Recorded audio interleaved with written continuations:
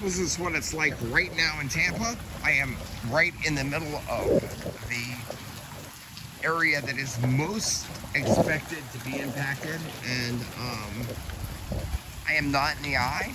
It seems like I am though, but the winds come and go. The rain has been nonstop. I'm doing laundry right now because we still have power. So I'm hoping to get like, ouch, not run into that. Oh, that really sucked. Ouch. Anyways, so my laundry's in here. But